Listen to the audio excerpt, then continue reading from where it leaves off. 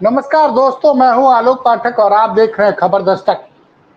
लखनऊ की सड़कों में 29 मई को कुछ रईसजादे ने एक पुलिस वाले को बुरी तरह से मारा,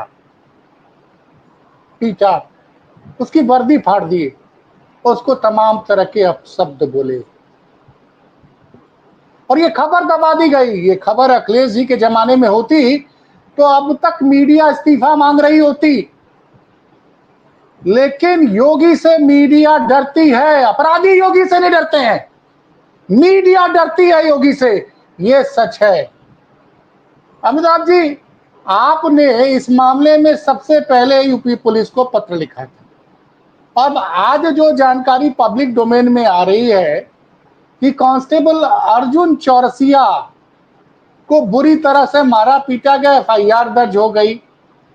उस एफआईआर के मुताबिक 4 लोग उसमें थे, 3 का नाम पता मिला, चौथे का नाम पता अज्ञात है। जो अज्ञात है उसको दावा किया जा रहा है कि वे पुलिस के योगी की पुलिस के, मैं बोल रहा हूं, खुल के बोल रहा हूं, योगी की पुलिस के दावा किया जा रहा है कि एक बड़े अधिकारी का बेटा है, ये दावा किया जा रहा है, इसलिए उसका नाम अज्ञात रखा गया। और आप कह रहे हैं कि जिस तरह से मारपीट की गई, आप चूंकि पुराने आईपीएस हैं और योगी जी ने आपको जबरदस्ती रिटायर किया है, तो आप कह रहे हैं कि इन अपराधियों पे गैंगस्टर लगना चाहिए। क्या सच है सर? ये तो लग रहा है कि चूंकि पुलिस अधिकारी के दोस्त का मामला, बेटे का मामला लग रहा है, उनके दोस्तों का मामला लग रहा है, इसलिए पुलिस दबा रही है कहीं से, और 14-15 दिन बाद एफआईआर पब्लिक के सामने आ रही है। मैं जितनी बात जान पाया हूँ इस घटना के संबंध में, मुझे ऐसा लग रहा है कि मैंने 7-8 दिन लगभग हुए होंगे। मुझे 5 लोगों जून को से आपने सूचना चिट्ठी लिखी मिली थी। कि इस प्रकार की एक घटना घटी है। उस समय तक कोई तथ्य पब्लिक डोमेन में लोगों के मध्य नहीं था। 29 की घटना बताई जा रही थी। आप साथियों ने ही इसमें से इससे जुड़े तथ्यों को रखा था।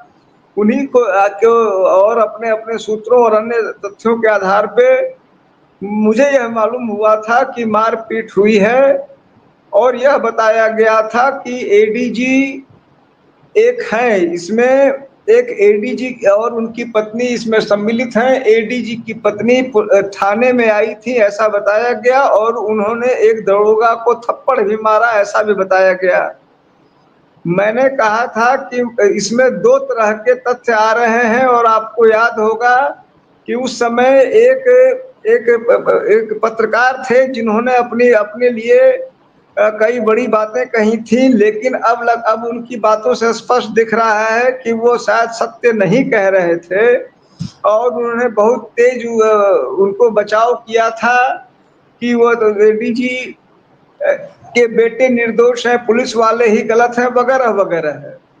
लेकिन उस समय भी मैंने तथ्यों की जांच कराकर समुचित कार्रवाई की मांग की थी।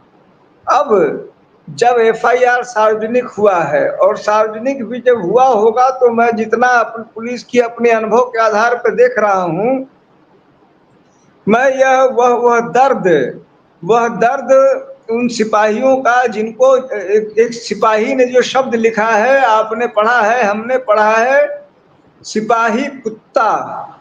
यह शब्द उन्होंने प्रयोग किया कि उन चारों लोगों ने उस सिपाही को सिपाही कुत्ता कहा। आप समझ लीजिए, वर्दी में जो आदमी है वो अच्छा है बुरा है जो है, अगर उसको सिपाही कुत्ता कहा जाएगा तो यह शब्द उसको कितने अंदर तक चुभा होगा, इसका दर्द, इसका मर्म आप समझ सकते हैं। और मैं उस वर्दी में रहा हूं, मैं उसका मर्म समझ सकता हूं कि एक सिपाही को पुलिस चौकी में सिपाही कुत्ता कोई कह दे, और फिर उसी एफआईआर के अनुसार उन 4 लोगों ने मिलकर उसको बुरी तरह उस सिपाही को मारा, वर्दी फाड़ दिया। यह सब एफआईआर का भाग है, यह मैं और आप अपने मनमाने नहीं कह रहे हैं। अब जो कहानी जिसको कहते हैं कि कहानी अब शुरू होती है, अभी तक तो उसकी पटकथा थी, कहानी अब शुरू होती है।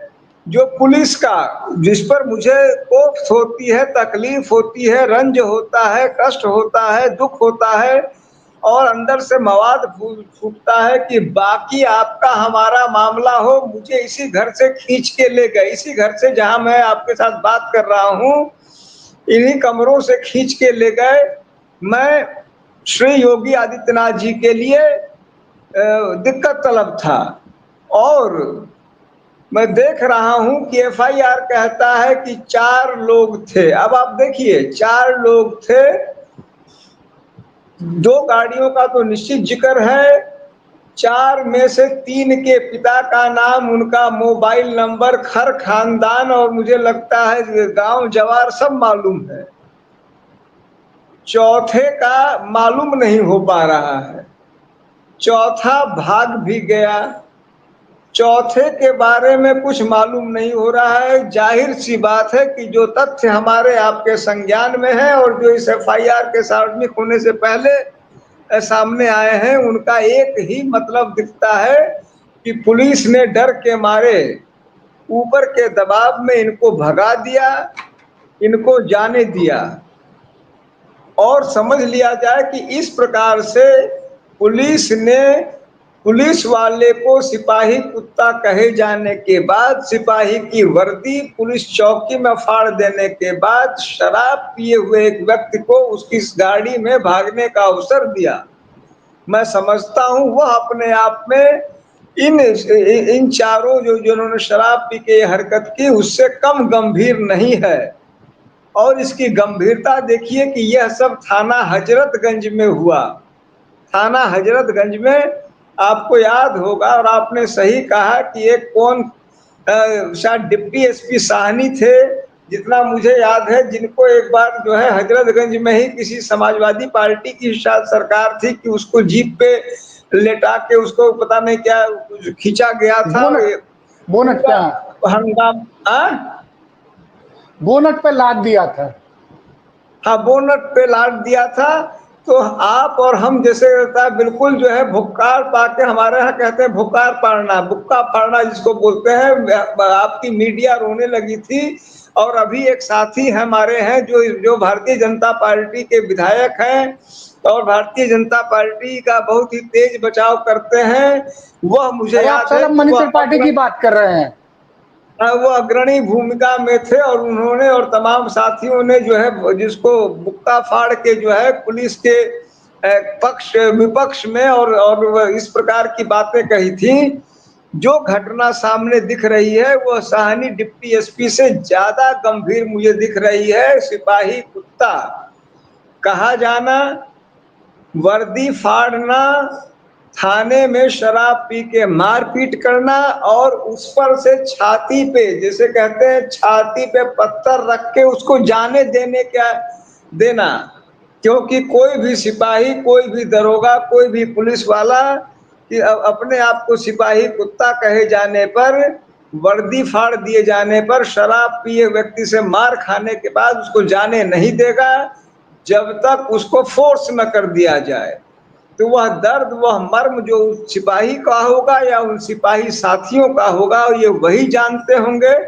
और मैं दावे और वादे से कह सकता हूं कि उन्होंने भी बड़ी हिम्मत करने के बाद उन्हीं में से किसी एक साथी ने, जब जज्ब नहीं हुआ होगा, जब यह दर्द बर्दाश्त नहीं हुआ होगा, क्योंकि यह दर्द मर्म तक का है, यह दर्द अंदर तक का है और पूरे पुलिस विभाग का दर्द है ये।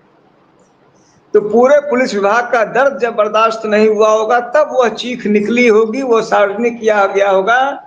और इस घटना की जो विकरालता है, विद्रूपता है, भयावहता है, वह इस मामले में गुंडा एक्ट और गैंगस्टर एक्ट की मांग करती है। ये गैंग बना के, बहुत संभव है यदि इनका देखा जाए, गैंग बना के शराब पीना, उत्पात करना इनका कार्य हो, जो पूरी तरह गैंगस्टर एक्ट का हिस्सा है। लोगों में भय व्याप्त कराना, यहाँ तो पुलिस वालों पर भय व्याप्त कराया जा रहा है। यानी कमाल की बात है कि ये सब कुछ राजधानी लखनऊ में हो रहा है और इस घटना को दबा दिया गया। ये घटना जो है 15 दिन बाद 28 तारीख की रात को बताया जा रहा है, 12 तारीख को 11 तारीख को मीडिया को पता चल रहा है, 12 तारीख की सुबह अखबारों में छप रहा है। और जब एफआईआर आप पढ़िए तो होश उड़ जा रहे हैं। जो आप बार बार जिक्र कर रहे हैं वो एफआईआर इतनी इतनी इतनी मतलब उसको पढ़ के कोई भी आदमी भावुक हो जाएगा, दुखी हो जाएगा कि कितनी पीड़ा में रहा होगा वो अर्जुन चौरसिया, वो सिपाही जिसको मारा गया, पीटा गया, अब शब्द बोले गए, उसकी वर्दी फाड़ दी गई, और भी पुलिस चौकी के अंदर। और कमाल की बात यह, आप बिल्कुल सही कह रहे हैं कि 3 आदमी का नाम पता पुलिस को पता है और चौथे का नाम पता चल पा रहा है। वो आदमी गाड़ी लेके भाग जाता है, जबकि यहाँ ये दावा किया जाता है मुख्यमंत्री कार्यालय से जो चौकी केडी सिंह बाबू स्टेडियम की दूरी 1 किलोमीटर भी नहीं है। 11 आईपीएस यहाँ पोस्टेड है साहब, और कितने 30 से ज्यादा डिप्टी एसपी पोस्टेड है, और पुलिस ढूंढ नहीं पा रही है। अभी तक वो चौथा आदमी अज्ञात है। तो जो पुलिस अपने कांस्टेबल के स्वाभिमान की रक्षा नहीं कर पा रही है, वो आम आदमी के स्वाभिमान की क्या और इज्जत क्या बचाएगी? बिल्कुल बिल्कुल बिल्कुल सही कहा आपने आलोक जी। यह इस घटना ने एक बार फिर उत्तर प्रदेश की हकीकत, यह जो है यह सिर्फ जैसे हमारा हम वो कहते थे ना, घर में शेर बाहर ढेर। अभी समाजवादी पार्टी का कोई नेता मिल जाए, यह शेरे हिंद हो जाएंगे, शेरे हिंद, क्योंकि जानते हैं कि ऊपर से इनको बल मिलेगा। और जहां किसी भी छोटे मोटे भी किसी जो जो ताकत की तरफ है, क्योंकि मुझे मिली जानकारी के अनुसार वह एडीजी खुद डीजीपी के दफ्तर में काम कर रहे हैं, डीजीपी के दफ्तर हैं, उनके अगल बगल कहीं बैठ रहे हैं। मुझे एक नाम बताया गया है, मैं उसकी छानबीन कर रहा हूं, और अगर सही भी दिखा तो मैं सार्वजनिक भी करूंगा। तो जाहिर सी बात है कि चूंकि वह ताकत के नजदीक है, ताकत के साथ है, ताकत उनके साथ है। और मेरा यह आरोप है तथ्यों के आधार पे कि मुख्यमंत्री महोदय का उनको सीधा संरक्षण है, क्योंकि यह संभव नहीं है कि लखनऊ में 15 दिन लगभग हो गए घटना के, और सबको भाई हमको आपको आज एफआईआर मिला, लेकिन मुख्यमंत्री को, डीजी को और तमाम लोगों को, मुझे याद है एक महिला पत्रकार है सुश्री ममता त्रिपाठी, उन्होंने एक ट्वीट किया था कुछ दिन पहले कि मुख्यमंत्री महोदय को मालूम हो गया है, अब सब ठीक हो जाएगा। मुख्यमंत्री को क्यों नहीं मालूम हो गया होगा? लेकिन ठीक क्या हो गया? सवाल यह है कि ठीक क्या हो गया और ठीक क्यों नहीं हुआ? ठीक कुछ नहीं हुआ, और ठीक इसीलिए नहीं हुआ क्योंकि संरक्षण मिला स्वयं मुख्यमंत्री महोदय का। यह आपके माध्यम से मैं आरोपित करना चाहूंगा, क्योंकि तथ्य उस ओर इंगित करते हैं, तथ्य उस ओर इशारा करते हैं। अन्यथा अन्यथा एक युवक को, ये एक जो अभी तक पेशेवर अपराधी नहीं है मेरी जानकारी में, उस युवक को गिरफ्तार करना कोई इतनी बड़ी बात नहीं थी, जब तक कि ऊपर का संरक्षण और इशारा और टॉप का, क्योंकि लखनऊ का मामला है, लखनऊ के हजरतगंज थाने का मामला है, जो पूरे देश में एक बहुत ही महत्व, जैसे मान लीजिए वहां पार्लियामेंट स्ट्रीट है, राहुल गांधी की घटना घटी, पार्लियामेंट स्ट्रीट पहुंच गए सब लोग। अगर वहां पार्लियामेंट स्ट्रीट है तो हम और आप जानते हैं कि उत्तर प्रदेश में ये हजरतगंज जो है वो पार्लियामेंट स्ट्रीट से कम नहीं है। पूरे प्रदेश की, लखनऊ की ही नहीं, पूरे प्रदेश की जान है, पूरे प्रदेश का हब है। पूरे प्रदेश के एफआईआर दर्ज यहाँ होते हैं, लेकिन अपने आदमी की रक्षा नहीं कर पाया ये थाना। वह रक्षा के लिए गुहार कर रहा है, अपना जो अपना एफआईआर का कॉपी है वह यहाँ वहां से वह उसने ट्वीट कराया होगा, उसने सार्वजनिक कराया होगा, तब जाके आपको हमको मालूम हुआ कि किस हालात से गुजरा है। थाने ने, पुलिस ने, एसपी ने, आपने सही कहा, 11 आईपीएस ने, डीजी ने, मुख्यमंत्री ने, किसी ने जब उसकी मदद नहीं की, अर्जुन साहब की, जब अर्जुन की किसी मदद नहीं की, तब वह किसी, मतलब समझिए कि वह आपके, हमारे, इनके, उनके सहारे जब जो कोई ढाढ़स नहीं मिला, तब जाके उन्होंने सार्वजनिक किया होगा और अपना दर्द लोगों के सामने उन्होंने लाया।